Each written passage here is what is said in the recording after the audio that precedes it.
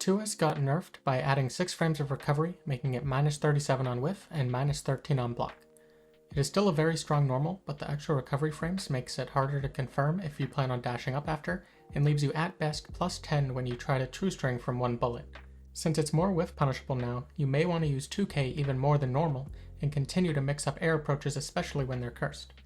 Even doing 4S cancel from steady aim is difficult at range, so you may prefer using roll. The range on his 6S got nerfed. It doesn't seem like the distance is that noticeable, especially if you're doing it from a dash, and his combo routes work the same even at higher gravity, though converting from stray and space bullets can be more difficult. It can still be used to close the distance from zoning, but you may want to dash a bit deeper and stay close, or stick to dash up 2K. Scapegoat changed so that the clone spawns further forward, uses up less health, and moves you back less. This makes it more useful when you already have space in neutral and want to keep them out without giving up too much space. It does seem to take a much smaller fraction of health, needing to do it 22 times to go from full health down to 1 HP. But it does take 4 to go into danger mode and 6 for a negative penalty, so don't use it too much, especially when pairing it with curses or backdashes. It also can be used after a knockdown to give yourself corner pressure while still having access to a cross-up, but since you'll probably need resources and his mid-screen pressure is already strong, I don't see a big use case for this. However, if you have meter for it, doing 2D into focus, then dash up Scapegoat PRCJS can be a tricky overhead. It's not the fastest overhead, but can definitely throw people off.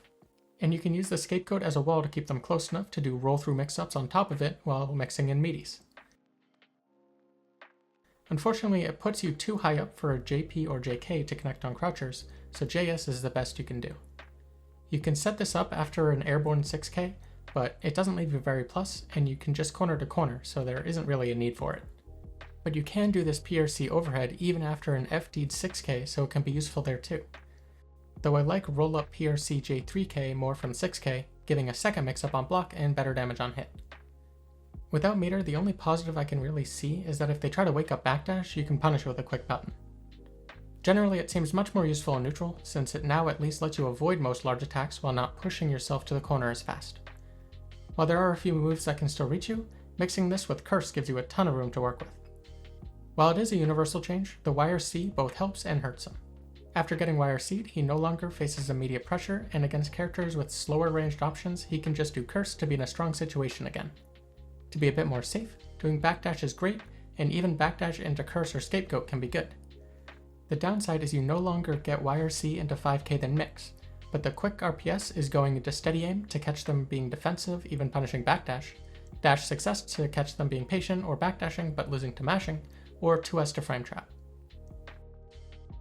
Being able to YRC guard crush is a big buff for him, especially since he has no true reversal. He'll take any defensive buff he can get. Even though the pressure's worse, it's still nice to have threats. Thank you for watching.